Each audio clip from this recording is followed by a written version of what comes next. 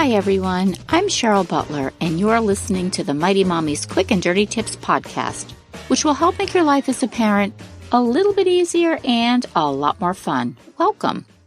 Today's episode is number 591, 8 Easy Ways to Be a Better Parent, because parenting isn't easy, but sometimes the simplest things can have the biggest impact.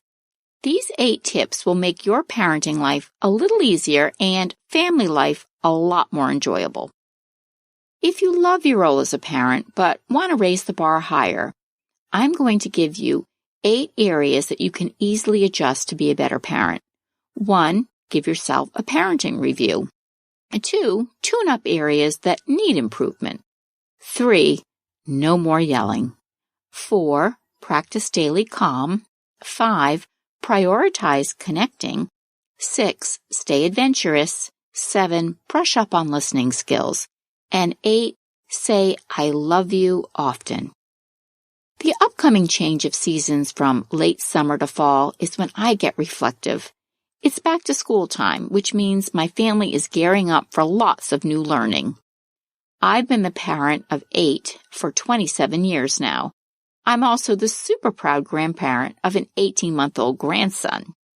When school bells are about to ring, I take stock in my parenting journey, past and present, and size up what I feel great about and what areas I'd like to improve. Parenting may be the toughest job we'll ever love, but what I genuinely do love most is knowing that I'm not perfect and have endless opportunities to up my parenting game and tweak the areas I want to get better at. You don't need to make significant changes when you want to make improvements in how you parent. Check out these 8 tips that will help you strengthen your parenting role. 1, give yourself a parenting review. One of my favorite rituals, believe it or not, in the workforce is my annual job performance review. No, I'm not kidding. This used to cause me unreal anxiety. But once I shifted my mindset and recognized this yearly review as constructive feedback that I could use to improve my work role, I finally relaxed and I looked forward to it. As parents, it's unlikely that our children will offer us helpful feedback on how we can improve our parenting skills. So taking self-inventory can be useful for figuring out what's working and what needs improvement. Here are some questions you can ask yourself about how you perceive yourself as a parent. What makes me unique and excellent as a parent? What can I start doing today that will make a difference in my child's life? What is my favorite part of being a parent? And what are my parenting shortcomings? And how can I improve? Start by focusing on what makes you shine as a person, and let that be the foundation for polishing up your parenting game in the weeks to come. Next, tune up those areas that do need improvement. We schedule service tune-ups on our cars and appliances. We take our kids and ourselves to healthcare providers for regular wellness visits to make sure we're healthy. So why not give your parenting skills an annual tune-up to make sure all areas function as they should? What can you do to make your family's life and your own more harmonious? Can you make adjustments to your kids' homework routines? Spend less time texting friends and coworkers? Establishing a chore schedule. Make curfew adjustments for your tweens and teens. Find ways to get your kids more active. Spiff up some of these areas now so that throughout the upcoming school year, your family will be happier, healthier, and completely refreshed. Number 3, learn to stop yelling. In the 27 years that I've been a mom, the one thing that totally makes me cringe is when I catch myself yelling at my kids. Many times, to be honest, it happens rather mindlessly. If I'm frazzled and managing crowd control with my gang, like trying to round them up to get in the car, I somehow thought raising my voice would be a good way to get their attention. I'm really not a yeller by nature, but when I'm exasperated by nagging kids or because no one seems to be listening, I admit it, yelling is a natural alternative. Thankfully, my mother stopped by unexpectedly one day and she heard me yelling. Okay, maybe I was even screaming to the kids to get their sports gear ready for practice. The problem was I was in the kitchen and they were at the other end of the house. My loud voice was just taking up a lot of hot air, and the kids, they just tuned me out. My mother had 5 kids, and I'm the oldest of that sibling group, so she very lovingly took me aside and told me how horrifying I sounded that day. I was so tired and defensive, but when I calmed down, I realized she was right. What a turning point that was for me. Soon after, I did pay attention to my volume and my tone when I communicated with my kids. I certainly don't like to be yelled at, and what an awful example it sets for our kids about how to treat others. So my quick tip for you is, one of my most popular Mighty Mommy episodes is how to stop yelling at your kids, and it has a lot more ideas that you can use to curb your shouting and instead communicate a bit more peacefully. Next, practice daily calm. As parents, we're under continuous pressure as we try to balance work, home, kids, and our personal relationships, never mind finances and taking care of our own physical and emotional health needs. It's a tall order, and at times it can be overwhelming. It's hard for a frazzled parent to be at their best.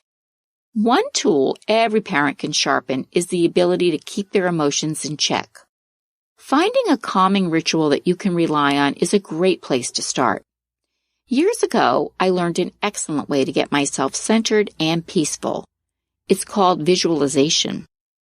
I go into detail on this incredible technique in my episode, How Visualization Techniques Can Improve Your Parenting. The reason this tool is so powerful is that during the visualization process, you see yourself moving through the challenging or stressful situation successfully and having a positive outcome. Check out my podcast, 6 Ways to Become a Calmer Parent, for additional ideas, and you'll learn how to keep your daily calm even when the situation seems too stressful to handle. Number 5, prioritize connecting. I struggled with infertility for 5 years, and when I finally became a mom, I had no idea how fast my life as a parent would move. As busy parents, we move quickly from one task to the next, trying to juggle dozens of balls in the air without missing a beat. When there's seemingly never enough time to get everything done, it's easy to lose focus on the reason we work so hard to keep everything running smoothly: our family. Parenting expert Dr. Laura Markham says that committing to connection is one of the best ways you can become a better parent. In 10 commitments that will make you a better parent, she shares this thoughtful advice. Remember that quality time is about connection, not teaching, so it's mostly unstructured. So hug your child first thing every morning and when you say goodbye. When you're reunited later in the day, spend 15 minutes solely focused on your child. What you do in that 15 minutes, hey, listen to them, commiserate, hug, roughhouse, laugh, listen some more. Number 6, stay adventurous. Kids experience life with awe and wonder. Adults tend to see life through their to-do lists with never-ending bills and nonstop schedules that keep them hopping from morning until bedtime. One surefire way to better your parenting is to wash away your practical side for a change and start exploring new possibilities with your kids. My family enjoys nearly all water sports. Living near the ocean affords us dozens of opportunities to participate in paddleboarding, snorkeling, kayaking, and our favorite, body surfing. Recently, we had a chance to try our hand at whitewater rafting.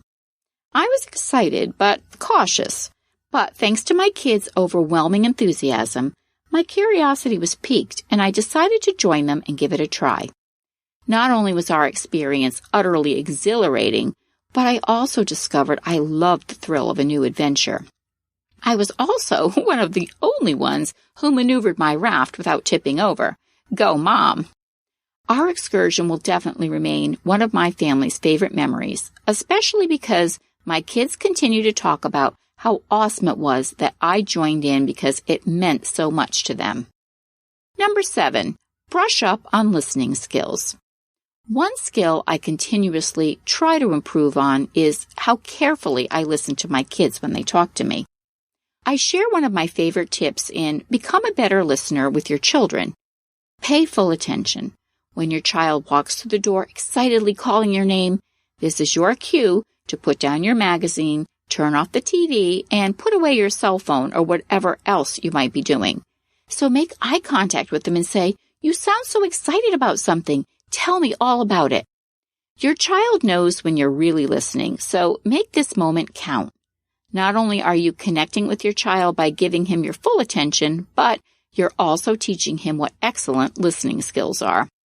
And last but certainly not least, say "I love you" whenever you feel it and as often as possible. Sure, we love our kids and we assume they probably know we do, but saying "I love you" is powerful. Slip notes of appreciation under your child's pillow. Write "I love you" on the chalkboard in your kitchen. Text "I love you" to your child who's living away at college. Don't let your child leave for school or practice without sharing verbally that you love her. A child will never tire of hearing the words "I love you" from their parent. What are your thoughts on improving your own parenting game? I'd love it if you join the parenting conversation at quickanddirtytips.com/mighty-mommy. Or you can post your ideas on the Mighty Mommy Facebook page or email me at mommy@quickanddirtytips.com. Join me next week for an interview with my special guest, Dr. Barry Norman, a college admissions expert. We'll learn how to navigate the new scenario facing our college students amongst this pandemic. Thanks so much for listening, and until next time, happy parenting.